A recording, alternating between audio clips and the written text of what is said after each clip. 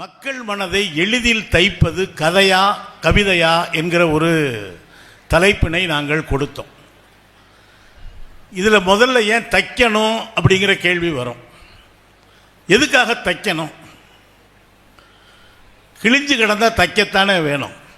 இன்றைக்கு வாழ்க்கையும் மனசும் கிழிந்து கிடப்பதால் அதை தைக்க வேண்டிய அவசியம் என்பது ஏற்படுகிறது. அதில் இன்னொரு வார்த்தையும் நாங்கள் போட்டிருக்கோம், விதையாய் விழுந்து. எது மனித மனதில் விதையாய் விழும்? கவிதையா கதையா என்கிற இரண்டு இலக்கிய வடிவங்களை, விதையும் தாண்டி குறுநாவல், நாவல் என்று நிறைய வடிவங்கள் இருக்கிறது. 1000 பக்கத்துக்கு மேற்பட்ட நாவல்களை எழுதக்கூடிய எழுத்தாளர்கள் இருக்கிறார்கள். பொன்னியின் செல்வன், கல்கி இன்றைக்கும் பேசப்படுகிறார். வேள்பாரி சு வெங்கடேசன் இன்றைக்கும் பேசப்படுகிறார். பொன்னியின் செல்வம் திரைப்படமாக வந்திருக்கிறது. வேள்பாரி விரைவில் வர இருக்கிறது. ஏன்னா அதெல்லாம் ஒரு பட்ஜெட் போட்டு எடுக்க முடியாது. வேள்பாரியை ஒரு அகண்ட திரையிலே பார்க்க வேண்டுமானால் அந்த படத்தை எடுப்பதாக அறிவித்திருக்கிற இயக்குனர் சங்கர் என்ன சொல்லியிருக்கிறார்னா, 1000 கோடியாவது தேவைப்படும் என்று சொல்கிறார். வந்தால் ஒரு பிரம்மாண்டமான முயற்சியாக அது தமிழ் சினிமாவில் அமையும். பொன்னியின் செல்வனே முதல்ல மரியாதைக்குரிய திரு எம்ஜிஆர் அவர்கள் அதை திரைப்படமாக எடுக்க முயற்சித்தார்கள். அதற்காகத்தான் மகேந்திரன் அவர்களை தன்னுடைய வீட்டுக்கு அழைத்து சென்று திரைக்கதை வசனம் எழுதச் சொன்னார் பொன்னியின் செல்வன் திரைப்படத்திற்கு. மகேந்திரன் தான் பின்னாளில் தங்கப்பதக்கம்னு ஒரு படம் பார்த்துருப்பீங்க, நடிகர் திலகம் சிவாஜி நடித்தது. அந்த படத்தினுடைய திரைக்கதை வசனம் எழுதியவர் மகேந்திரன் தான். பிறகு உங்களுக்கு தெரியும், முள்ளும் மலரும், உதிரிப்பூக்கள் என்று அற்புதமான திரைப்படங்களை தமிழுக்கு தந்தவர் மரியாதைக்குரிய மகேந்திரன் அவர்கள். அதன் பிறகு கலைஞானி கமலஹாசன் அவர்கள் பொன்னியின் செல்வன் திரைப்படத்தை எடுக்க முயன்றார். நிறைவாக இயக்குனர் மணிரத்னம் அவர்கள் பொன்னியின் செல்வன் படத்தை 2 பாகங்களாக எடுத்து வெளியிட்டார். இந்த நாவலை சினிமாவாக மாற்றுவது என்பது ரொம்ப கடினமானது. ஏன்னா நாவலை படித்தவங்க பூரா என்ன நினைப்பாங்கன்னா, இந்த நாவலில் உள்ளபடி வருதா? நீங்கள் தில்லானா மோகனம்பால கொத்தமங்கலம் சுப்பு முதல்ல நாவலாக தான் எழுதினார். எத்தனை பேருக்கு தெரியும் தெரியல. இங்கே இருக்கவங்க சில பேர் தில்லானா மோகனம்பால் நாவல் படிச்சிருப்பீங்க. அதை கொஞ்சம் முன்னையும் முன்னையும் எடுத்து தான் ஏபி நாகராஜன் தில்லானா மோகனம்பால் படத்தை எடுத்திருப்பார். உங்கள் ஊரை சேர்ந்தவர் தான் தில்லானா மோகனம்பால், நடிகர் திலகம் சிவாஜி கணேசன், நாட்டிய பேரொளி பத்மினி, இவங்க நடிப்பெல்லாம் பற்றி சொல்ல வேண்டிய அவசியமே இல்லை. சிவாஜி கணேசன் அவர்கள் நன்றாக நடிப்பார் என்று சொல்வதும், திருநெல்வேலி அல்வா இனிப்பாக இருக்கும் என்று சொல்வதும் ஒன்று தான். ஆனால் அந்த தில்லானா மோகனம்பால் படத்தில் உங்கள் நெல்லைக்கு பெருமை சேர்க்கக்கூடிய ஒருத்தர் இருக்கார். அவர் யார்? டிஎஸ் பாலையா அவர்கள். நம்முடைய நெல்லை சீமையைச் சேர்ந்தவர். அவருக்கு நிகரான ஒரு குணச்சித்திர கலைஞரை தமிழ் சினிமாவில் பார்க்க முடியாது. நீங்கள் இன்னைக்கும் திருவிளையாடல் படத்தில் அவர் வட மாநிலத்திலிருந்து வருகிற கேமநாதராக நடிச்சிருப்பார் பார்த்தீங்களா? இன்றொரு நாள் போதுமா என்கிற அந்த பாடலை பாடியிருப்பார் இல்லையா? ஒரு ஆணவ செருக்கு என்பதை அந்த படத்தில் அப்படியே காட்டியிருப்பார். தில்லானா மோகனம்பாலில் தவில் வாசிப்பவராக நடிப்பார்.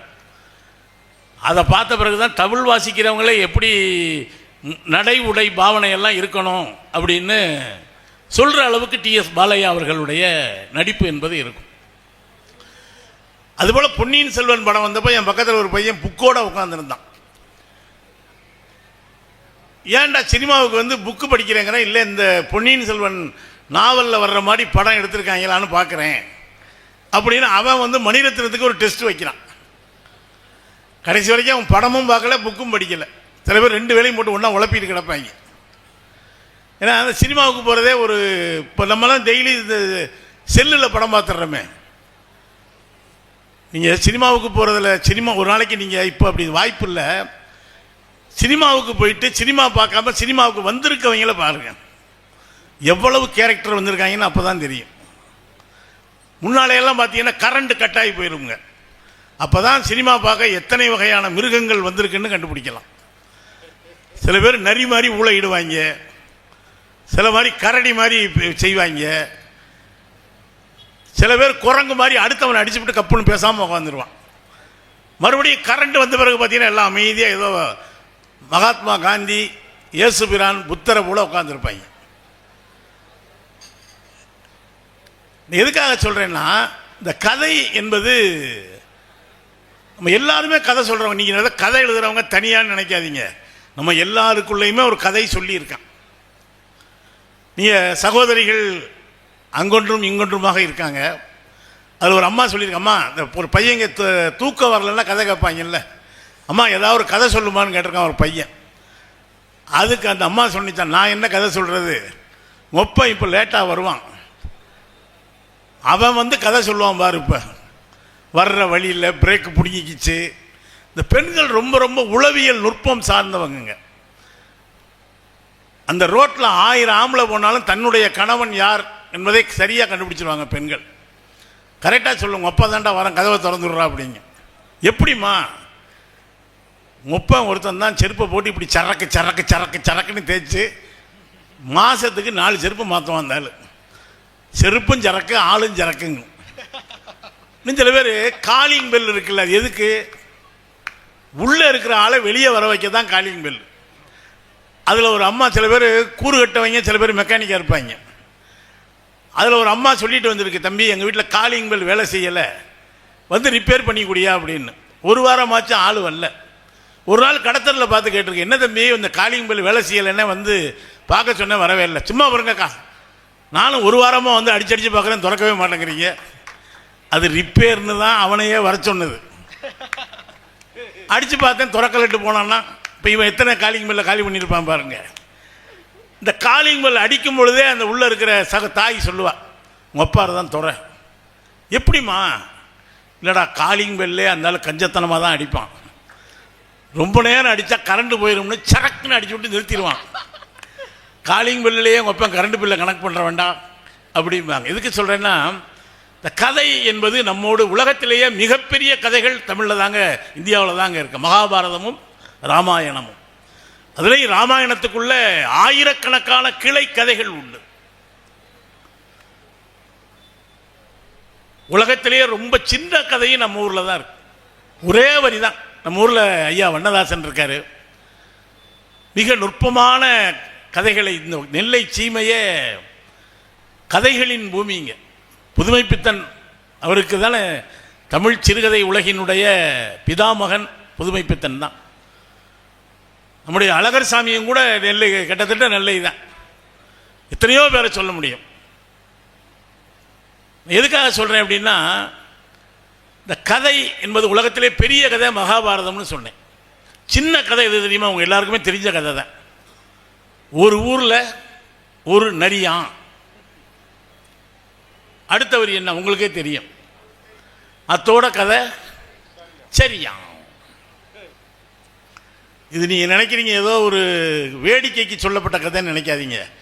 ஒரு ஊரில் ஒருத்தன் நரி மாதிரி இருந்தான்னா அந்த ஊரு கதை அதோட சரின்னு அர்த்தம். ஆனால் நம்ம விலங்குகளை இப்படியெல்லாம் சொல்கிறோமுங்க, அவன் நரி மாதிரி தந்திரம் முடித்தவன், அவன் இவன் மாதிரி. ஆனால் மிகப்பெரிய எழுத்தாளர் பிரபஞ்சன் சொல்கிறாரு, தயவு செய்து மனிதர்களை மிருகங்களோடு ஒப்பிடாதீர்கள். எந்த நரியும் ஹோட்டலில் காப்பி சாப்பிட்டு கொண்டே அடுத்த நரியை கெடுப்பது எப்படி என்று பேசுவதே இல்லை. யோசிச்சு பாருங்க, 4 நரி உட்காந்து காப்பி சாப்பிட்டுக்கிட்ட 5வது நரி எப்படி க்ளோஸ் பண்ணுறது அப்படின்னு என்னைக்காவது யோசிச்சிருக்கா? இல்லைங்க. இப்போ கவிதை அப்படின்னு எடுத்துக்கிட்டிங்கன்னா மிகப்பெரிய செய்யுளாக தாங்க ஒரு காலத்தில் எல்லாமே இருந்தது. மாட்டு வைத்தியத்திலிருந்து, சித்த வைத்தியத்திலிருந்து, சோசியத்திலிருந்து கேளப்பாணி அப்படிம்பாங்க. எதுக்கு செய்யுள்? மனப்பாடம் பண்ண எளிதாக இருந்தது. அப்படி சொன்னால் தான் இப்போ நம்ம பிள்ளைங்களுக்கெல்லாம் மனப்பாடம் பண்ணுற அவசியமே இல்லைங்க. சின்ன வயசில் பாட்டும் இருக்கும், மனப்பாட பாட்டும்னு சிலது இருக்கும். மாசில் வீணையும் மாலை மதியமும் வீசு தண்டலும் மீங்கில வேணிலும் மூசு வண்டரை பொய்கையும் போன்றதே ஈசன் எந்தை இணையடி நீலலே. இது எனக்கு ஏன் தெரியுதுன்னா 8ஆம் கிளாஸ்ல இது மனப்பாட பாட்டு. இந்த பாட்டை தவிர அப்பர் சாமி பாடின எந்த பாட்டும் எனக்கு தெரியாது. 1-2 வரி மட்டும் ஞாபகம் இருக்குமுங்க. அப்போ செய்யுளாக கவிதையாக இருக்கிற பொழுது அதை மனப்பாடம் செய்வது எளிதாக இருந்தது. ஆனால் இன்னைக்கு அந்த அவசியம் இல்லை. ஒரு திருக்குறள் 1.25 அடி தாங்க, அதுக்கு மேலே அது ஒன்றுமே இல்லை. அதுக்கே நம்மளால் மனப்பாடம் முடியும்னா அது கசகசன்னு திருக்குறளாக வச்சுருக்காங்களே. அதில் ஒரு ஆள் சொல்கிறான், வள்ளுவர் ரொம்ப நல்லவரியா, நம்ம கஷ்டத்தை புரிஞ்சு சின்ன சின்னதாக எழுதி வச்சுருக்காரு. நீங்கள் எல்லாருக்கும் தெரிஞ்சது அகர முதல் எழுத்தெல்லாம் ஆதிபகவன் முதற்றே உலகு, இதில் என்ன கஷ்டம் இருக்குது? அதை ரொம்ப சுருக்கமாக எதுக்கு சொல்லியிருக்கிறாருன்னா ரொம்ப மனப்பாடம் பண்ணால் எளிதாக இருக்குங்கிறாங்க. இப்போ நான் முன்னுரை என்கிற வடிவத்தில் அதிக நேரம் எடுத்துக்கொள்ள விரும்பலை. இங்கேருந்து பார்த்தீங்கன்னா மழை பெஞ்ச சாலையில் ஆங்காங்கே தண்ணீர் தேங்கி இருப்பது போல் உட்காந்துருக்கீங்க. இது கூட ஒரு கவிதை தான். இதையே கவிதைன்னா இப்போ கவிதை என்ன சொல்லுவீங்கன்னு தெரியல. ஹைக்கூ வரைக்கும் வந்துருச்சுங்க. உங்கள் ஊருக்காரர் தான் மகாகவி பாரதி. அவர் ஹைக்கூ என்கிற கவிதையை பாரதி தெரிந்து வைத்திருந்தார். அவர் சொல்றாரு, ஹைக்கூ என்கிற ஒரு ஜப்பானிய கவிதை வடிவம் வந்திருக்கிறது, அது மிகவும் சுருக்கமாக இருக்கிறது என்று சொல்கிறார்கள். ஆனால் தமிழர்கள் அது குறித்து ஒன்றும் விசனப்பட வேண்டாம், அதைவிட சுருக்கமாக நமக்கு திருக்குறளும் ஆத்திச்சூடியும் இருக்கிறது என்று சொல்றாப்புல. ஹைக்கூக்கு கூட 3 வரி 4 அது வேற நிறைய பதில் சொல்றாங்க. முதல் 2 வரிக்கு அடுத்த வரி ஒரு பதில் மாதிரி இருக்கணுங்கிறாங்க. சில பேர் என்னென்னமோ எழுதுறாங்க. குளத்தில் விழுந்தது கல் அப்படின்னா, இது அப்புறம் ஏதோ சொல்ல வரேன்னு பார்த்தா அவ்வளோதான் முடிஞ்சு போ அப்படிங்கிறான். அதுக்கு மேலே பேசுனா நம்மதெல்லாம் கல்லை தூக்கி போட்டுருவோம் போல இருக்கு. கவிதை எதுக்குங்க? புரியணுமா புரியக்கூடாதா? சரி, சில பேர்கிட்ட பார்த்து உன் கவிதை நல்லா இருக்கியான்னு சங்கடப்படுறான். உனக்கே புரியுதா? அப்போ இன்னும் கொஞ்சம் முயற்சி பண்ணி உனக்கு புரியாமல் எழுதணும் போல இருக்கே. புரியாமல் எழுதுவது தான் கவிதை. ஆனால் என்ன சொல்கிறான் பாரதி? இவர் என்ன சொல்கிறாரு? உள்ளத்தில் உள்ளது கவிதை, இன்பம் ஊற்றெடுப்பது கவிதை. இதுவும் கவிதைக்கு இலக்கணம் தான். ஒரு ஆங்கில கவிஞன் என்ன சொல்றான்? ஒரு தாவரத்தில் பசுமை பூப்பது போல கவிதை பூக்க வேண்டும் அப்படிங்கிறான். சொல் புதிது, பொருள் புதிது, ஜோதிமிக்க நவகவிதை அப்படிங்கிறான் பாரதி. அப்ப கதையும் நீங்க கேட்டிருப்பீங்க, கவிதையும் நீங்க படிச்சிருப்பீங்க. இதுல எது நம்முடைய மனதில் எளிதாக சென்று தைக்கிறது என்பதுதான் இங்கே கேள்வி. கதை என்று சொல்வதற்கு 2 பேர் வந்திருக்கிறாங்க, கவிதை அப்படின்னு சொல்றதுக்கு 2 பேர் வந்திருக்காங்க. இந்த பட்டிமன்றமே ஒரு ஹைக்கூ பட்டிமன்றம் மாதிரி தான். கம்பராமாயண மகாபாரதம் மாதிரி விடிய விடிய பேசுவாங்க போல இருக்குன்னு நீங்க பயந்துடாதீங்க. நீங்க ஏன் வேப்பட போறீங்க? நீ பேச தம்பி, நாங்க போறோம், வேலை கிடக்கு.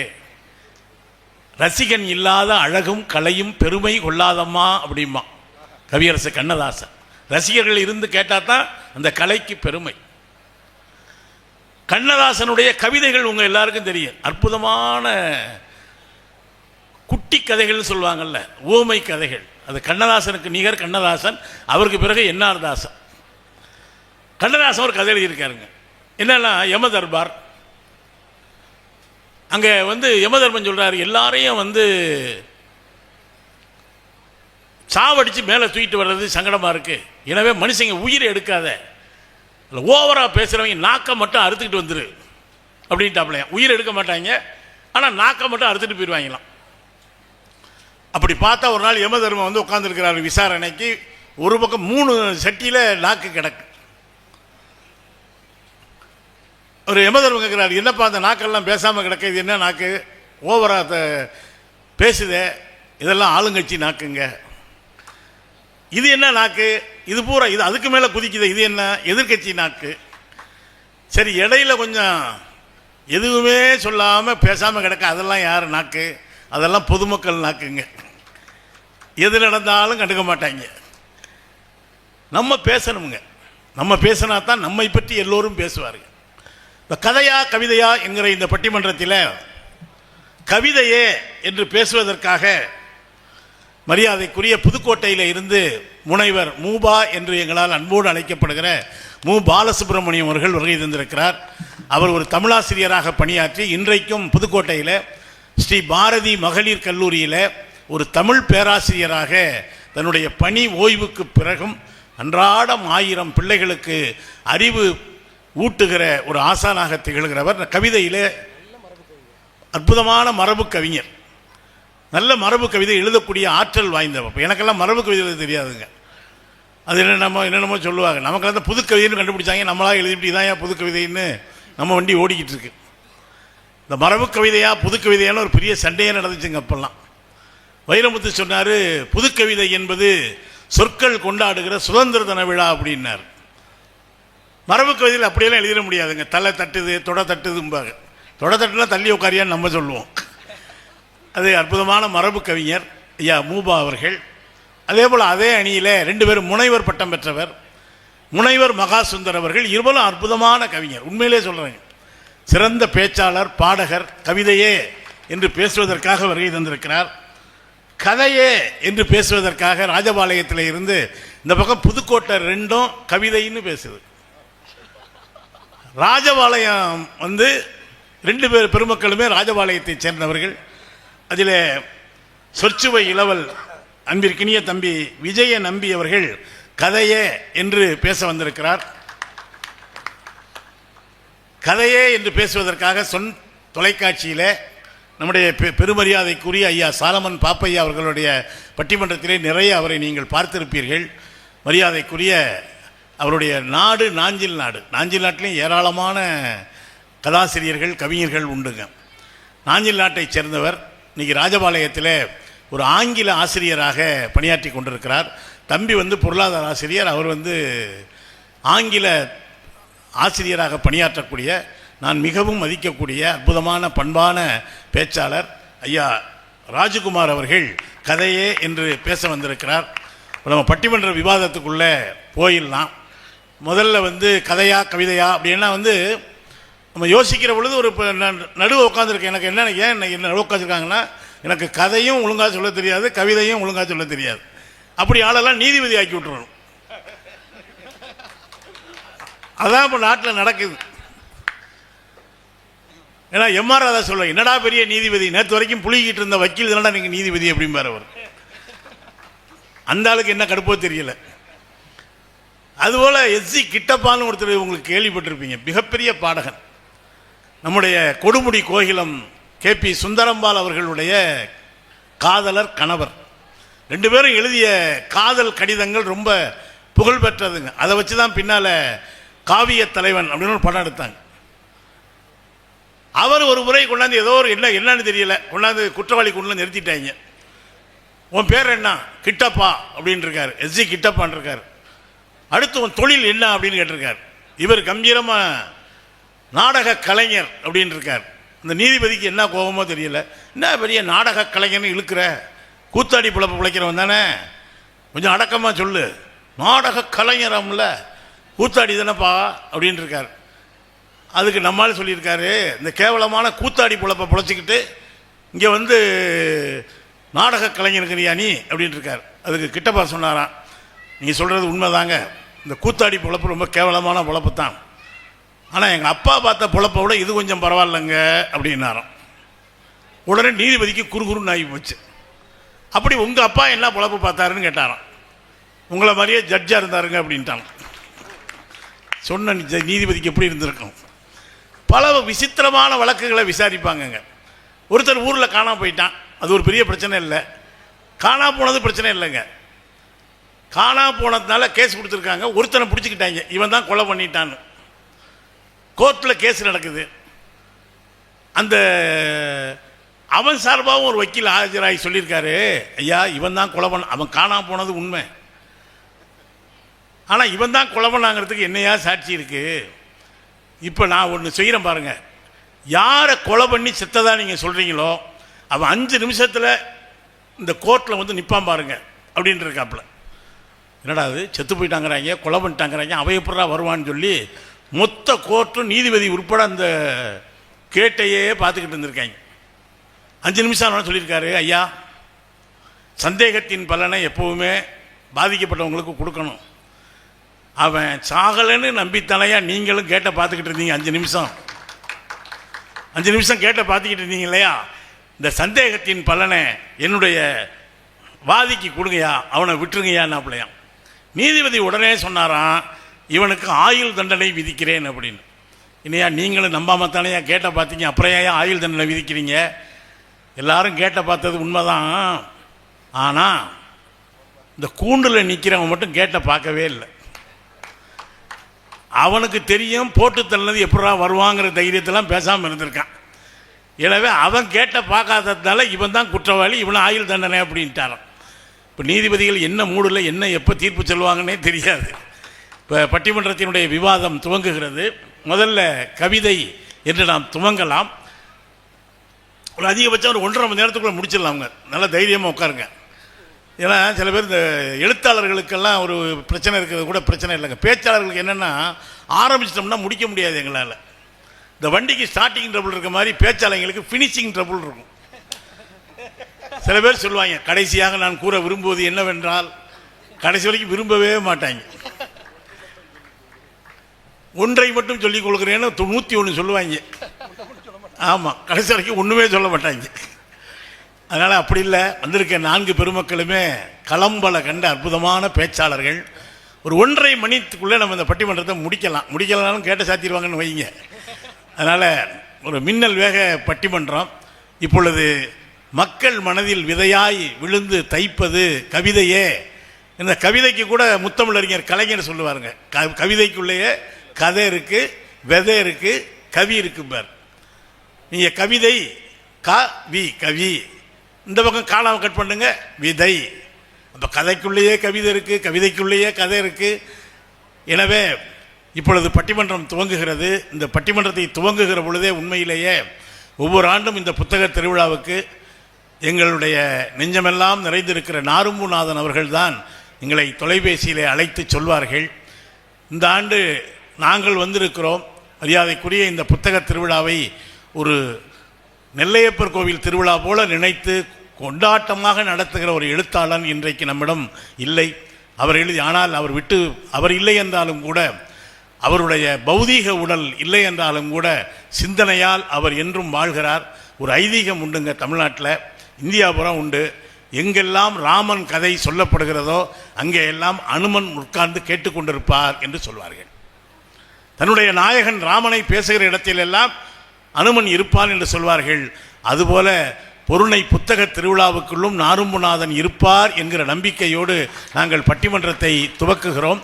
இப்பொழுது விதையாய் விழுந்து மனதை தைப்பதில் மிகவும் நெருக்கமாக இருப்பது கவிதையே என்கிற பட்டிமன்ற வாதத்தை துவக்கி வைத்து மரியாதைக்குரிய ஐயா மகா சுந்தர் அவர்கள். வாங்கய்யா. நீங்கள் மகா சுந்தராக இருந்தாலும் மெகா சீரியல் மாதிரி பேசாமல் சுருக்கமாக பேசுங்க. கட்டித்தமிழே கவிதை பெருஞ்சுவையே, 8 திசையும் எழில் மணக்கும் பூமகளே, குற்றால தேனருவி கொட்டுகின்ற பாவனை போல் வற்றாத கற்பனைகள் வந்தன்னை சூழவிடு.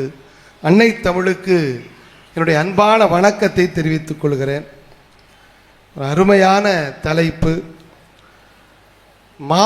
மாம்பழத்தின் தலைநகர் எதுவென்று சொன்னால் அது சேலம். பட்டாடைகளின் தலைநகரம் எதுவென்று கேட்டால் அது காஞ்சிபுரம். ரசனைகளின் தலைநகரம் எதுவென்று கேட்டால் அது நெல்லை என்பதை நிரூபித்திருக்கிற. இங்கே மாம்பழம்னு சொன்னதால ஞாபகம் வருது, மாம்பழத்தால் எப்பவும் சிக்கல் தான் போல இருக்கு குடும்பத்துக்குள்ள.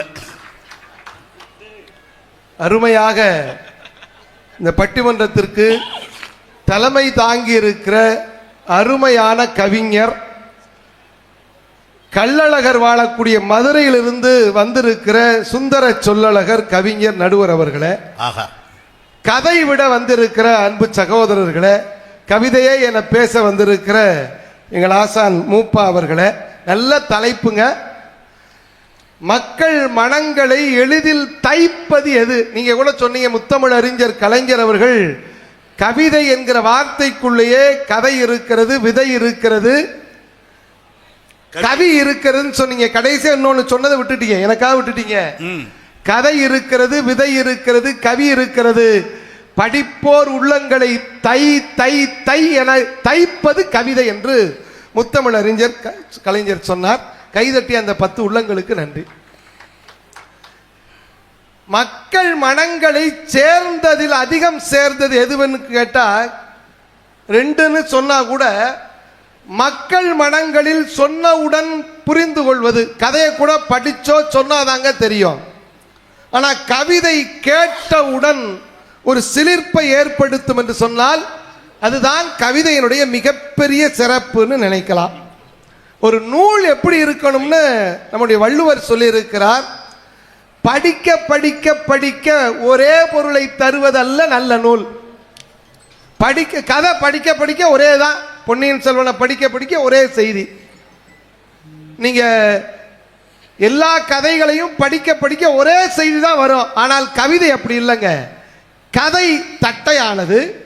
கவிதை நேற்று ஒரு பொருளை தரும், இன்றைக்கு ஒரு பொருளை தரும்.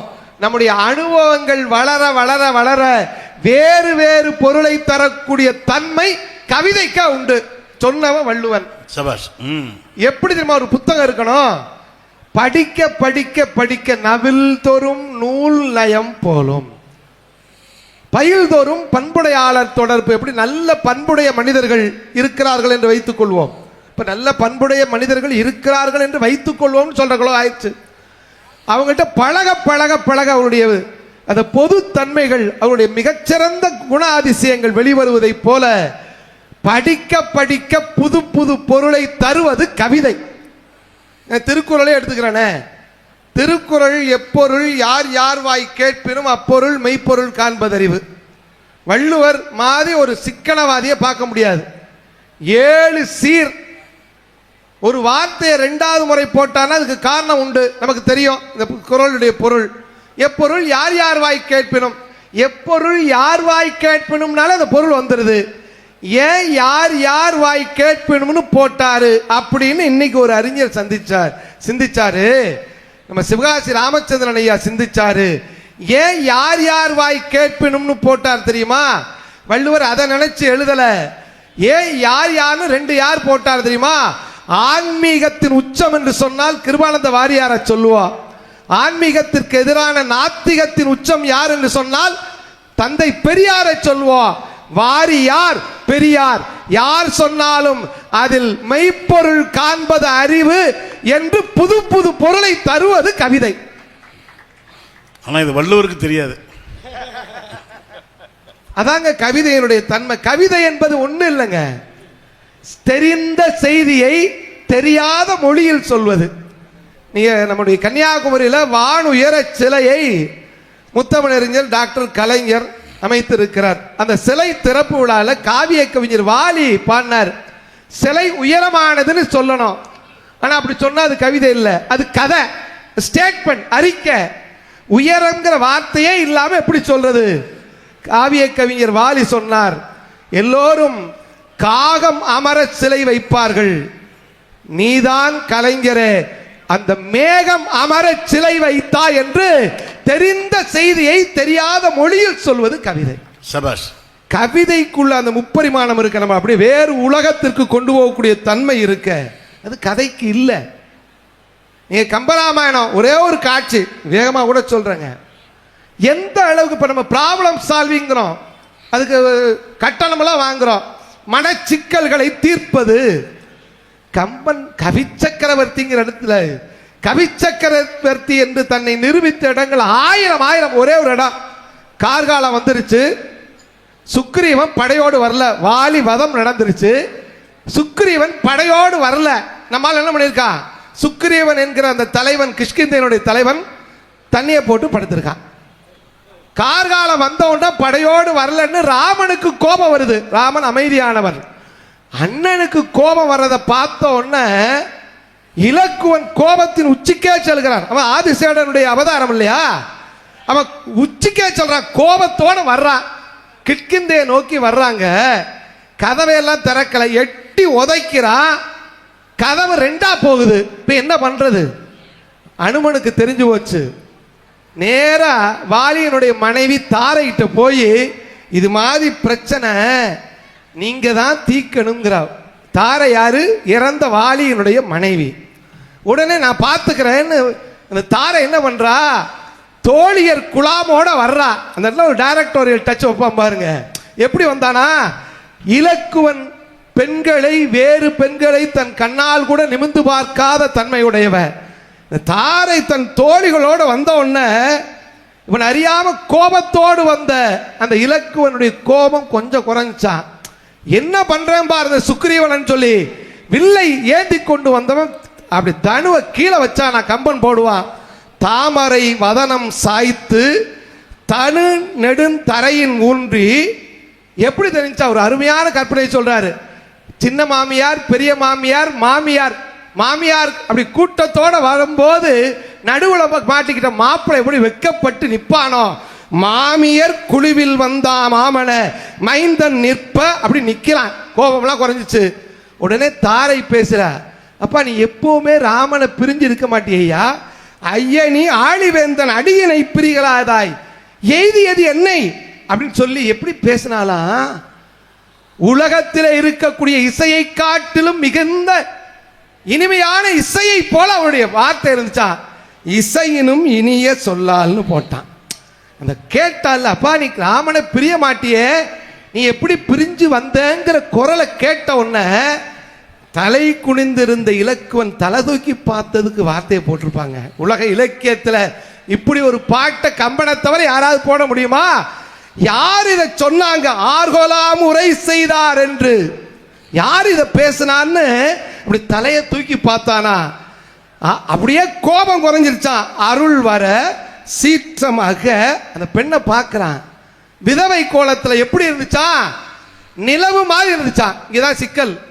ஒரு விதவை பெண்ணை நிலவென்று சொல்லலாமா? கம்பன் அழகா சொல்றான், நிலவு பார்த்திருப்போம், இரவுல பிரகாசமா இருக்கும். பௌர்ணமி அன்னைக்கு பகலில் வந்த நிலவு எப்படி மங்களா தெரியுமோ அதுபோல தாரை தோன்றினாள் அப்படின்னு ஆர்கொலாம் உரை செய்தார் என்று அருள் வர சீற்றமாக்க பார்குலாம் முழுவென் திங்கள் பகல் வந்த படிவம் போல ஏர்குலாம் முகத்தினாலே இறைமுகம் எடுத்து நோக்கி தார்குலாம் அலங்கள் மார்பன்.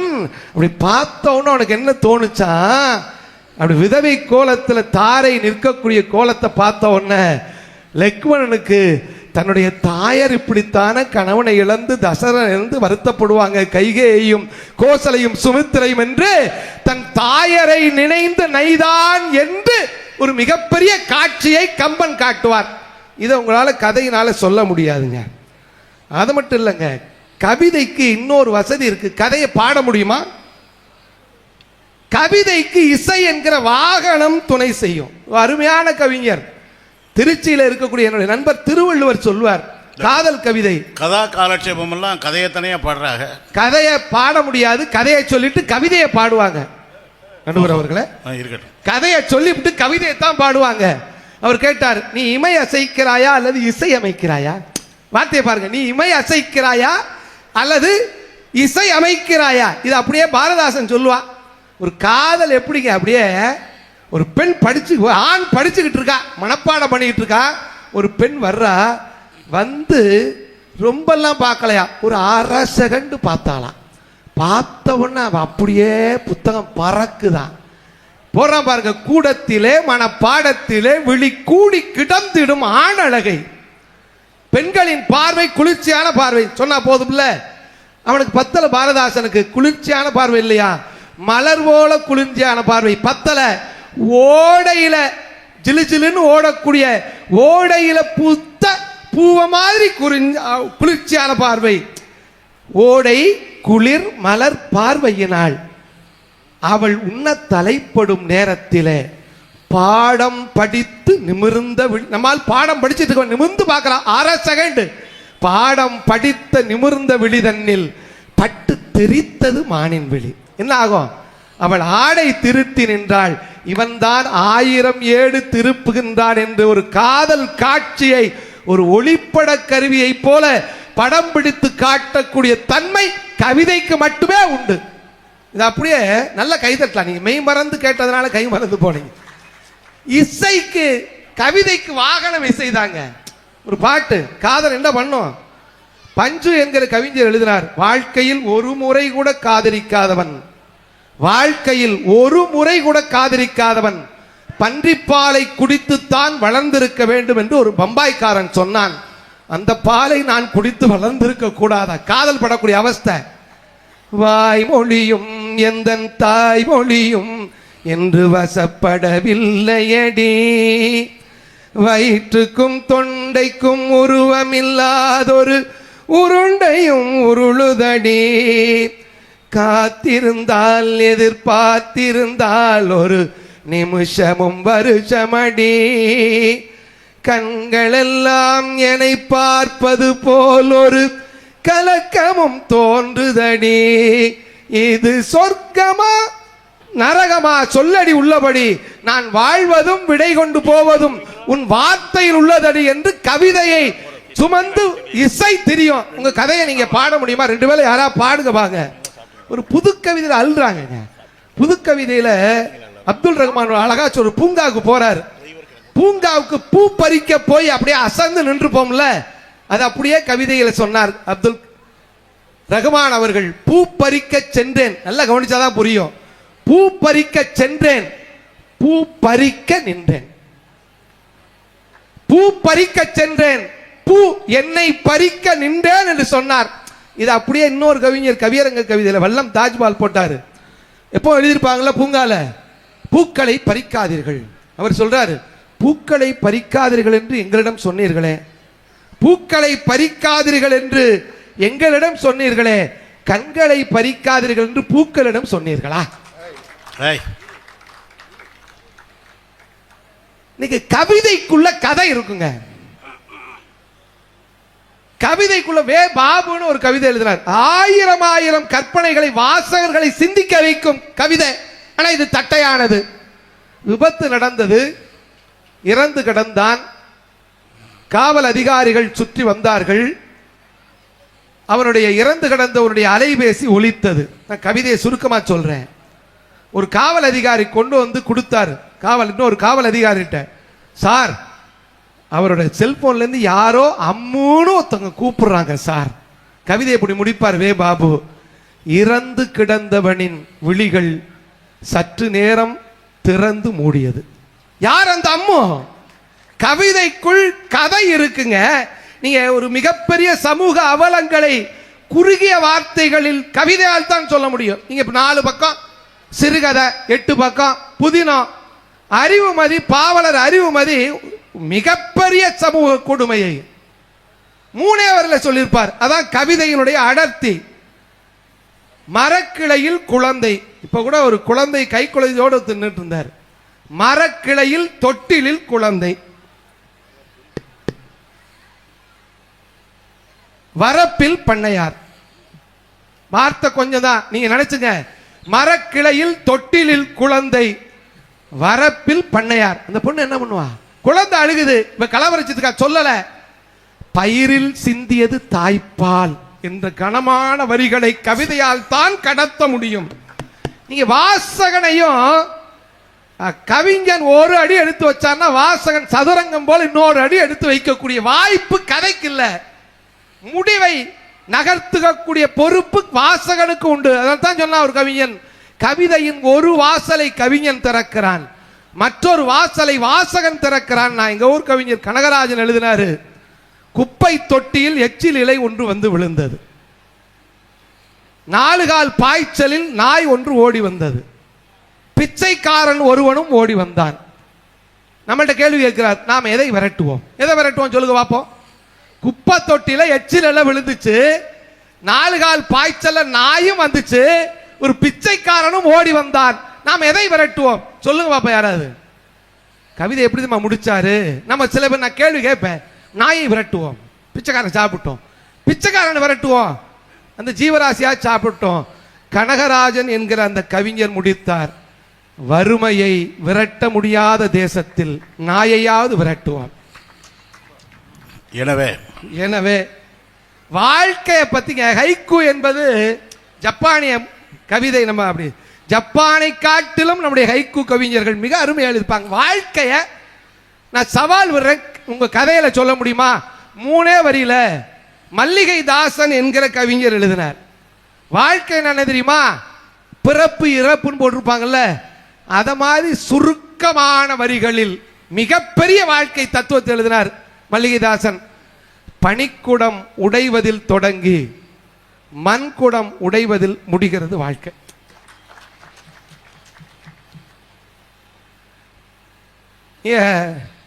சுபி முருகன் ஒருத்தர் சாதாரண விஷயங்களை அசாதாரணமாக சொல்வது கவிதை.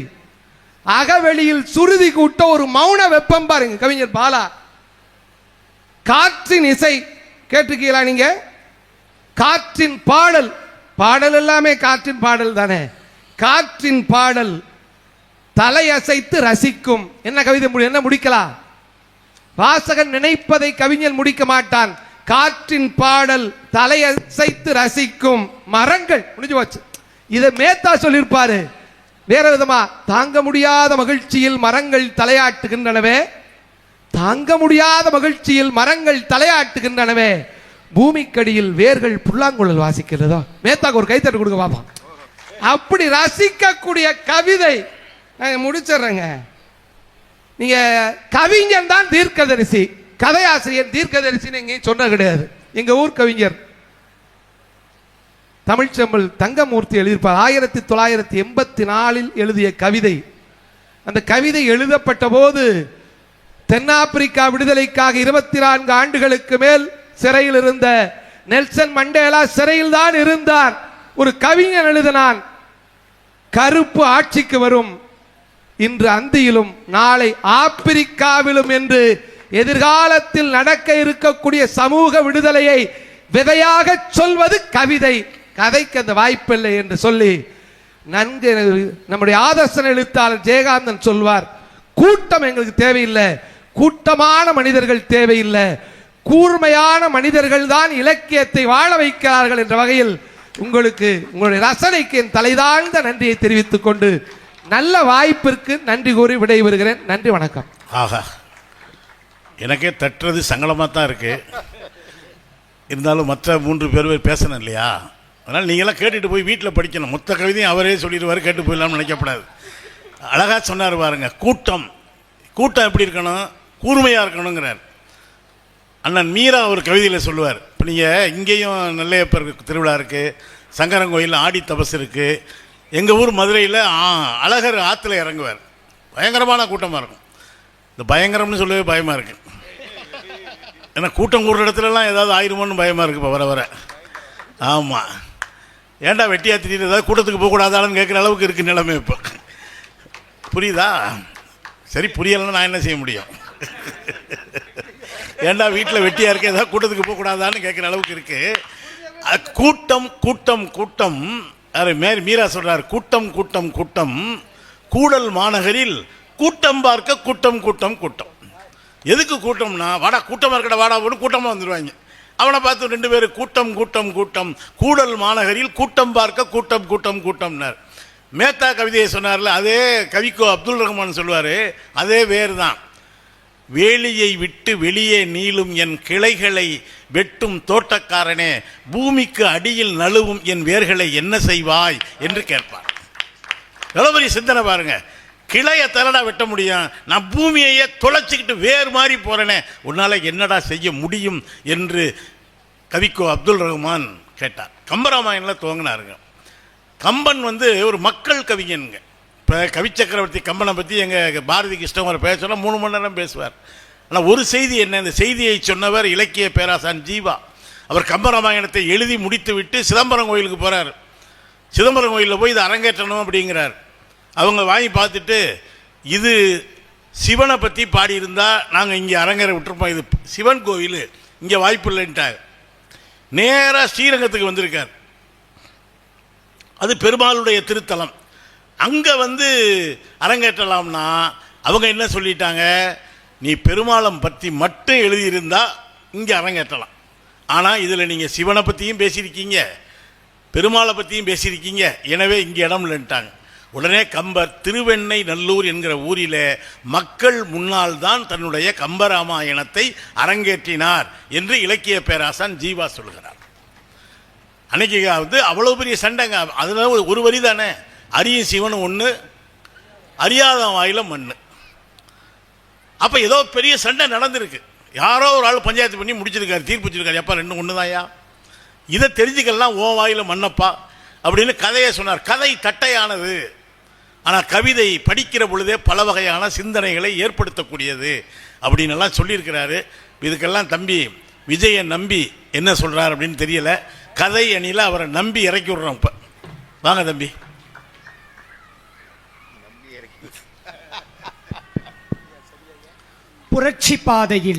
புரட்சி பாதையில் வலிமையான ஆயுதம் கை துப்பாக்கிகளை விடவும் புத்தகங்கள் தான் என்று சொன்ன லெனினின் வார்த்தைகளை முன்வைத்து அவையிலுள்ளோர் அனைவருக்கும் உங்கள் பாசத்திற்குரிய சகோதரனின் நேசத்திற்குரிய வணக்கங்களை உரித்தாக்கிக் கொள்கிறேன். நல்லா உற்சாகமாகவே நீங்க கைத்தட்டலாம். உங்கள் வீட்டு பிள்ளை வந்து முன்னாடி நிற்கிறோம்.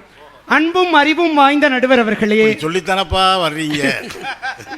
2 அணிகளைச் சேர்ந்த அறிஞர் பெருமக்களே, வீட்டுக்கு பெரிய தொல்லை அறிக்கை பின்னல மிக சிறப்பாக பட்டிமன்றத்தை ரசித்துக் கொண்டிருக்கக்கூடிய நெல்லை மண்ணின் மைந்தர்களே, உங்கள் அனைவருக்கும் என்னுடைய அன்பின் வணக்கம். ரொம்ப அற்புதமான தலைப்பு. மக்கள் மனதை எளிதில் தைப்பது கதையா கவிதைகளா அப்படிங்கறதான் தலைப்பு. இப்ப எனக்கு முன்னாடி ஒரு எஸ்பிபி வந்துட்டு போனார். எஸ்பிபி வந்து அற்புதமா பாடினார். அவர் சொன்ன ஒத்த வார்த்தைக்காகவே நீங்க நல்லா கைத்தட்டணும். என்ன வார்த்தை தெரியுமா? தெரிந்த விஷயத்தை தெரியாத மொழியில் சொல்வதுதான் கவிதைன்னு சொன்னாரு பாருங்க. அற்புதமான வாதம்ங்க. நல்லா கைத்தட்டுங்க. நீங்க அதுக்காகவே நல்லா கைத்தட்டல் கொடுங்க. தெரிந்த விஷயத்தை சும்மா சொல்லிக்கிட்டு எழுச்சி போயிருவாங்க. ஐயா உட்காந்து கேட்கறதே பெரிய விஷயம். கை வேற தட்டுவாங்களா அப்படின்னு. தெரிந்த விஷயத்தை தெரியாத மொழியில் சொல்வது கவிதை, தெரிந்த விஷயத்தை தெரிந்த மொழியில் சொல்வதுதான் கதை என்று சொன்னால் எது மக்கள் மனதை தைக்கும் என்று நான் கேட்கிறேன். எங்களுக்கு ஒன்றும் தெரியல. அதுக்கப்புறம் சொல்லுங்க. ராமாயணத்தை பத்தி சொன்னார். ஏங்க கவிதை அப்படின்னு பேச வந்தவர் என்னங்க செஞ்சிருக்கணும்? கம்பெனியில் இருக்கிற ஒரு பாடலை அப்படியே சொல்லிட்டு போயிருக்கணும் தானே. அதற்கு விளக்க கதை நீங்கள் சொல்கிறீர்கள் என்று சொன்னால் உங்களுடைய கவிதையை சொல்வதற்கே எங்களுடைய கதை தேவைப்படுகிறது என்பதுதான் உண்மை. ஓகே. அதுக்கப்புறம் வந்து ஆரம்பத்தில் சொன்னார், பார்த்தீர்களா முத்தமிழ் அறிஞர், கவிதைக்குள் கதை இருக்கிறது, விதை இருக்கிறது, கவி இருக்கிறது என்று சொன்னார். எங்க அணிக்காக வந்து பேசியிருப்பதற்காக நன்றி. உங்களுக்கு கதை என்கின்ற விதை இருந்தால்தான் கவி கிடைக்கும் என்பதுதான் உண்மை நடுவர் அவர்களே. நீங்க கதை அப்படிங்கிற கரு இருந்தாதான் அது கவிதையா மலர முடியும் இல்லையா? அதுக்கப்புறம் நீங்கள் பாடுவீர்களா அப்படின்னு எங்களை பார்த்து கேட்டாங்க. இந்த கூட்டத்திற்கு நாங்கள் செய்யக்கூடிய ஒரே உதவி பாடாமல் இருப்பதுதான் நடுவர் அவர்களே. பாடாமல் இருக்கிறது எங்களால் முடிஞ்ச உதவி. இதற்காக சபை உங்களுக்கு நன்றி தெரிவிக்கிறது. நன்றி. அப்புறம் எங்க நான் சொல்வதில் உண்மை இருந்தா மட்டும் நீங்க கைத்தட்டுங்க. கதைக்கும் கவிதைக்கும் ஒரே ஒரு சின்ன வித்தியாசம் தான். என்ன தெரியுமா? கவிதையை புரிந்து கொள்வதற்கு ஒரு வயது தடை நடுவர் அவர்களே. ஒரு 5 வயசு பிள்ளை கிட்ட போய் நீங்க மரபு கவிதையை சொல்ல முடியுமா? ஆனா 5 வயசு குழந்தை கிட்ட கூட ஒரு ஊர்ல ஒரு ராஜா இருந்தாராம் என்று 5 வயது குழந்தையை கூட தலையசைக்க வைக்க முடியும் என்று சொன்னால் அது எங்கள் கதையால் முடியும், உங்கள் கவிதையால் முடியுமா என்று கேட்கிறேன். அடுத்து மகா சுந்தரனை வந்து ரொம்ப அற்புதமா ஒரு வாதத்தை வைத்தார்கள். பார்த்தீர்களா, எங்களுடைய கவிதையில் அதை பாடலாக இசைக்க முடியும், நாங்கள் பாட்டாக பாட முடியும், இசை சேர்க்க முடியும், இசை எங்களுடைய வாகனம் என்று சொன்னார். ரொம்ப அற்புதமான வாதம். ஆனா நாங்க என்ன தெரியுமா சொல்றோம்? உங்களுடைய கவிதைக்கு இசை என்கின்ற துணைக்கருவி தேவை, எங்களுடைய கதைக்கு எந்த துணைக்கருவியும் தேவையில்லை. தனித்து ஜெயிக்கக்கூடிய ஆற்றல் எங்களுடைய கதைக்கு இருக்கிறது நடுவர் அவர்களே. கதை வலிமை நிறைந்தது. சரி தம்பி, ஒரு கதையாவது சொல்லு. வந்ததுல இருந்து கதையை பத்தி தான் சொல்றியே தவிர ஒரு கதையை சொல்ல மாட்டேன். பேர் தான் கதை விடுறதா? என்றென்றைக்கோ இருக்கிற கதையை சொல்லுவோம். இப்ப இருக்கிற நம்ம எல்லாருக்கும் சேர்ந்துமான ஒரு கதை சொல்றேன்னு. எஸ் ராமகிருஷ்ணன் எலியின் பாஸ்வேர்டு என்று ஒரு கதை எழுதியிருக்கிறார். என்னை ரொம்ப நெகிழ்ச்சி படுத்திய ஒரு கதை. நான் ஒரு வாசகனாக தான் பேசுகிறேன், பேச்சாளராக பேசலைங்கய்யா. எலியின் பாஸ்வேர்டு என்ன தெரியுமா? ரொம்ப எளிமையாக நான் சொல்லிடுறேங்க. ஒரு எலி கூட்டத்தை பாம்பு கூட்டம் துன்புறுத்திக்கிட்டே இருக்குது. பாம்பு பாடா படுத்துது, எலி வலைக்குள்ள நுழைஞ்சிக்கிட்டே இருக்குது. அப்போ எலிகள்லாம் சேர்ந்து ஒரு கூட்டம் போட்டுச்சாங்க. இந்த பாம்புகளிடம் இருந்து நம்ம காப்பாற்றிக்கணும், டோம் இங்கே வா அப்படின்னு ஒரு எலியை கூப்பிட்றாங்க. டோம் அந்த எலி பேர். நீ போய் என்ன செய்கிற? பள்ளிக்கூடத்தில் சேர்ற, கல்லூரியில் சேர்ற. கல்வி என்கின்ற ஆயுதம் நம்முடைய கைகளில் இருந்தால் இந்த பாம்பு கூட்டத்தால் நம்மளால் ஒன்றுமே பண்ண முடியாது, போய் படி அப்படின்னு சொல்லிட்டு வந்துடுது. டோம் போய் பள்ளிக்கூடத்தில் சேர்ந்து கல்லூரியில் சேர்ந்து படிச்சுட்டு வருது. வந்த உடனே நம்ம ஃபோனுக்கு லாக் போடுறோம்ல, அது மாதிரி தன்னுடைய வலைக்கு லாக் போட்டுருச்சு. எந்த பாம்பாலையும் வலைக்குள்ளே போகவே முடியல. இப்போ பாம்பு கூட்டம்லாம் சேர்ந்து ஒரு கூட்டம் போட்டுச்சு. அவங்க என்ன படிச்சாங்க? அதுதானே நம்மளும் படிப்போம். ராக் இங்க வா அப்படின்னு ஒரு பாம்பை கூப்பிடுறாங்க. பாம்பு கூட்டத்துல இருந்து. ராக் வருகிறார். வந்தோடனே ராக் நீ போய் படி அப்படின்னு படிக்க வைக்கிறாங்க. அவர் இப்பதானே இந்த எப்படி சைபர் கிரைம் மாதிரி ராக்கும் படிச்சு ஒரு பிளானா போட்டு அந்த வலையை உடைக்கலாம்னு நினைக்குது. ஒரு பாஸ்வேர்டு போட்டோன்னே இன்னொரு பாஸ்வேர்டை எலிக்கூட்டம் உருவாக்கிடுது. இப்படி தோத்துக்கிட்டே இருக்குது பாம்பு, ஜெயிச்சுக்கிட்டே இருக்குது எலி. ஒரு முயல் நடுவில் வந்துச்சுங்க. இந்த பாம்பு மெதுவா ஊர்ந்து போய் முயல் கிட்ட கேட்டுச்சான். இதுதான் கதை நம் கைகளில் தரக்கூடிய அறம் நடுவர்களே. பாம்பு ஊர்ந்து போய் அந்த முயல் கிட்ட கேட்டுச்சனா, முயல் அவர்களே, எலி கூட்டமும் படிக்க தான் செஞ்சிச்சு, நாங்களும் படிக்க தான் செஞ்சோம், ஆனா அவங்க ஜெயிச்சுக்கிட்டே இருக்கிறாங்க, நாங்க தோத்துக்கிட்டே இருக்கோம், ஏன் அப்படின்னு கேட்டோன்னே அந்த முயல் சொன்னிச்சான், எலி கூட்டமும் படிச்சது, நீங்களும் படிச்சீங்க, ஆனா அவங்க ஜெயிக்கிறாங்க, நீங்க தோக்குறீங்க, ஏன் தெரியுமா? எலிக்கூட்டம் தான் பற்ற கல்வியை, தான் பெற்ற ஞானத்தை தன்னை பாதுகாத்துக் கொள்ள பயன்படுத்துகிறது, அதனால் அது ஜெயிக்கிறது.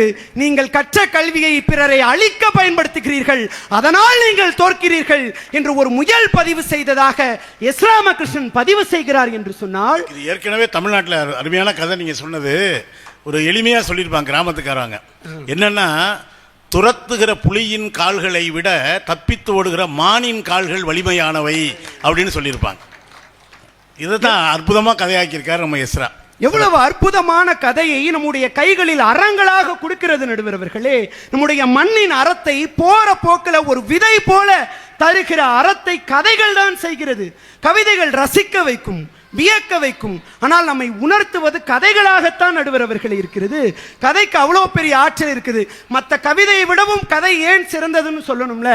ஏன் கவிதையை விட கதை சிறந்தது தெரியுமா? இன்றைக்கும் எங்களுடைய ராஜபாளையத்தில் நடுவரவர்களே தண்ணீர் தேசம் படிச்சுட்டு ஒரு அண்ணன் தமிழ் ரோஜான் பேர் வச்சிருக்கிறார்.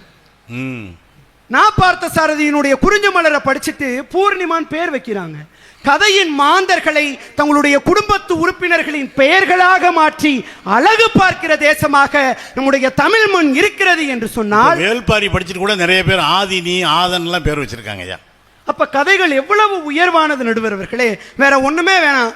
இப்போ ஒருத்தர் பேர் சொன்னோன்னே இந்த அரங்கம் அப்படி கை தட்டும். ஒரு எழுத்தாளர் எழுத்து சிம்மம் சிங்கம் வார்த்தைகளில் கர்ஜிக்கக்கூடிய ஜே.கே. ஜெயகாந்தன் என்று சொன்ன உடனே அரங்கம் ஆர்ப்பரிக்கிறது. எங்க குருநாதர் சொல்வார் நடுவர்களே, இன்னைக்கு என்னப்பா பயலுக புல்லட் பைக் ஓட்டிட்டு போறது, ஆப்பிள் போனை கையில வச்சிருக்கிறது தான் கெத்துன்னு நினைக்கிறீங்க. எங்க காலகட்டத்தில் எது தெரியுமா கெத்து? பைக் ஓட்டுறதோ ஆப்பிள் போன் கையில் இருக்கிறதோ கெத்து இல்ல. ஜெயகாந்தனினுடைய கதையை எங்களுடைய கைகளில் வைத்திருப்பது தான் எங்களுக்கு கெத்து என்று ஒரு தலைமுறை நம்பியது என்று சொன்னால், கதைகள் வலிமையானது, கவிதையை விடவும் வலிமையானது. நான் ஒரு கதை சொல்லிட்டு நிறைவு பண்றேன் நடுவர்களே. எனக்கு ரொம்ப பிடிச்ச கதை. ஏன் கதை முக்கியம், ஏன் கதை எளிதில் நம்மை வந்து தைக்குது அப்படிங்கறதுக்கான கதை ஒரு மனுஷன் ஒரு கதைங்க. என்னை பாதித்த மிகச்சிறப்பான ஒரு கதை. அது அந்த கதை என்ன தெரியுமா சொல்லுது? பணக்கார பசங்களாம் சேர்ந்து நடுவர்களே குற்றாலத்துக்கு குளிக்க போறாங்க. இதுதான் கதை. இப்படிதான் ஸ்டார்ட் ஆகுது. குளிக்க போறாங்க. புளியங்குடி பக்கத்துல ஒரு பாட்டி மாங்காய் கீத்து விற்கிறாங்க. எச்சு ஊறும் மாங்காவை பார்த்தோன்னு. அப்போ மாங்காய் வாங்கி சாப்பிடலாம் அப்படின்னு சொல்லி இறங்கணுங்கிறாங்க. ஒரே ஒரு பணக்காரன் மட்டும் கத்துறான், போய் கிளவி தூசியா இருக்கு, இந்த மாங்காய் வாங்கி நான் சாப்பிடவா, எனக்கு வேணாம் அப்படின்னு. இறங்கி எல்லாரும் மாங்காய் சாப்பிட்றாங்க. அந்த பணக்காரன் மட்டும் மாங்காய் வாங்காம இருக்கான். எச்சு உறுதியே மாங்காய் வாங்கி சாப்பிட்றான். எவ்வளோ பாட்டி அப்படின்னு கேட்டோன்னே 2 ரூபா 20 ரூபா ஆச்சுப்பா அப்படின்னு பாட்டி சொல்றாங்க. 500 ரூபாய் எடுத்து கொடுக்குறான். 500 ரூபாய்க்கு சில்லறை இல்லையப்பா அப்படின்னு சொல்லி பாட்டி சொன்னோன்னே அந்த பணக்காரன் இருக்கான் பாருங்க, ஓங்கி கத்துறான். இதுக்கு தான்டா சொன்னேன் காரை நிப்பாட்டி இப்படிலாம் பாட்டி கிட்ட மாங்காய் வாங்கி திங்கணுமா அப்படின்னு கத்துறான். அப்புறம் பாட்டி தேடி பார்க்கறாங்க, சில்லறை இருக்கிறான்னு 200 ரூபாய் இருக்கு. 200 ரூபாய் கொடுத்தோன்னே பாட்டி சொல்லுது, ஏப்பா இப்பதானே வந்தேன், 200 ரூபாய்க்கும் சில்லறை இல்லைன்னு கோவத்தினுடைய உச்சியில கத்துறான் அந்த பணக்காரன். இதை பார்த்து கொண்டே இருந்த பாட்டி சொன்னாங்களாம், எப்பா ஏன் தேடிக்கிட்டே இருக்கிறீங்க, 200 ரூபாய்க்கு சில்லறை இல்லையா? சில்லறை இல்லைன்னா பரவாயில்ல, ஊர்ல இருந்து என் பேர பிள்ளைங்க வந்து மாங்காய் சாப்பிட்டா நான் காசாயா கேட்க போறேன், நீங்களே என் பேர பிள்ளைங்க மாதிரி தான். குற்றாலத்துக்கு போறீங்க, சூதானமா குளிச்சுட்டு வாங்கன்னு. இது பாட்டி கதை. இங்க முடியலங்க. அதுவரையில் உச்சசாயில் கத்திக்கொண்டிருந்த அந்த மிகப்பெரிய பணக்காரன் பஸ்ல இருந்து ஒரு 2000 ரூபாய் நோட்டை எடுத்து பாட்டி கிட்ட போய் கொடுத்துருக்கான். என்னப்பா 2000 ரூபாய் தரேன்னு கேட்ட உடனே அந்த பணக்காரன் சொன்னானா, பாட்டி ஊர்ல இருந்து உன் பேரப்புல வந்து 2000 ரூபாய் கொடுத்தா வாங்க மாட்டேனா சொல்ல போற பாட்டி, நானும் உன் பேரப்புள்ள மாதிரி தான் பாட்டி, வச்சுக்கோ பாட்டி என்று சொன்னான். என்று சொன்னால் மனிதர்களுக்குள் இருக்கின்ற மானுட நேயத்தை, அன்பை, பேரன்பை, ஈவு இரக்கத்தை இந்த கதைகள் தான் மானுடர்களுக்கு கடத்துகிறது என்று சொன்னால் கவிதைகளை விடவும் கதை தான் உயர்ந்தது என்று சொல்லி விடைபெறுகிறேன். நன்றி, வணக்கம். சபாஷ் சபாஷ். 2 கதைனாலும் சும்மா தைக்கிற மாதிரி சொல்லிட்டார். ஒன்று இந்த 2000 ரூபா கதை கொஞ்சம் பழைய கதைன்னு நினைக்கிறேன். அநேகமாக இந்த பண மதிப்பிழப்புக்கு முந்தைய கதையை போல இருக்கு. இந்த ஊரில் தாங்க மனம் மதிப்பிழக்க மாட்டேங்குது, பணம் மதிப்பிழந்துருது. இந்த 2000 ரூபாய்க்குள்ள வந்தப்போ எவ்வளோ கூத்தடிச்சாங்க தெரியுமா? இந்த 2000 ரூபாய் யாரும் பதுக்க முடியாது. உள்ள ஒரு ஜிப்பு வச்சுருக்காங்க. இங்கே பல பேருக்கு பேண்டே ஜிப்பு இல்லாமல் தெரியுறாங்க. இவங்க 2000 ரூபாய்க்குள்ள ஜிப்பு வச்சுருக்காங்களாம். இதை கொண்டாவது யாராவது பதுக்கி வச்சா சேட்டலைட்டை வச்சு கண்டுபிடிச்சிருவாங்கன்னாங்க. அதெல்லாம் 2000 நோட்டு வர்றதுக்கு முன்னாலேயே பல பேர் வச்சுருந்தாங்க. என்ன கணக்கு வழக்குன்னே தெரியல. ரொம்ப அற்புதமாக விஜய நம்பி 2 கதையை சொன்னார். ஒன்று, எப்படி எளிய மக்கள் எப்பொழுதுமே ரொம்ப நல்லவங்களாக இருக்காங்க. இப்போ கூட ஒரு தூய்மை பணியாளர் 45 பவுனு நகையை எடுத்து கொண்டு போய் இப்போ பவுனு என்ன விலை வைக்கிது யோசிச்சு பாருங்க. அந்த தாய்கிட்ட, பத்மா என்கிற தாய்கிட்ட கேட்குறாங்க, எப்படிம்மா உனக்கு மனசு வந்துச்சு? ஒரே வார்த்தை தாங்க, அது ஒன்றும் கதை சொல்லலை, கவிதை சொல்லலைங்க. ஒரே வார்த்தையில் சொன்னிச்சு, இதை தொலைச்சவங்க என்ன பாடுபடுவாங்கன்னு நினச்சேன், என்னால் இதை வச்சுக்க முடியலை அப்படின்னு சொல்கிறாங்கன்னு சொன்னால் அந்த பாட்டி அவ்வளவு உயர்ந்த இடத்துல நிற்கிது இல்லை. ரொம்ப வேடிக்கையான நகைச்சுவையான கதைகள் நிறைய இருக்குங்க. முல்லா கதைகள் ஒரு வார்த்தையில் முடிச்சிருவாப்புல. முல்லா திடீர்னு ஒரு நாள் சத்தம் கேட்குது, டொம்னு கேட்குது. வீட்டிலேருந்து முல்லா ஒய்ஃபு கேட்குறாங்க, என்னங்க சத்தம்? ஒன்றும் இல்லை, சட்டை விழுந்துருச்சு. சட்டை விழுந்ததா இவ்வளவு சத்தம்? ஒன்றும் இல்லை, சட்டைக்குள்ளே நான் இருந்தேன் அப்படின்னாராம். கீழே ஆள் விழுந்ததையே எவ்வளவு சூதாளமாக சொல்கிறாங்க பாருங்க நம்ம ஆளுங்க. அதுபோல் நம்ம எல்லாரும் சொல்லுவாங்கல்ல, இருக்கும் இடத்தை விட்டு இல்லாத இடம் தேடி எங்கெங்கோ செல்கிறார் ஞானத்தங்கம்ங்கிற மாதிரி ஒரு ஆள் விளக்குக்கு கீழே தேடிக்கிட்டு இருக்கான். என்னையா ஒரு 100 ரூபா தொலைச்சி விட்டையா தேடிக்கிட்டு இருக்கேயா? இங்கேயா தொலைச்ச? இல்லை, அங்கே தொலைச்சி விட்டாங்க, இருட்டாக இருக்குது, வெளிச்சமாக இருக்கிற இடத்துல தேடுறேங்கிறான்.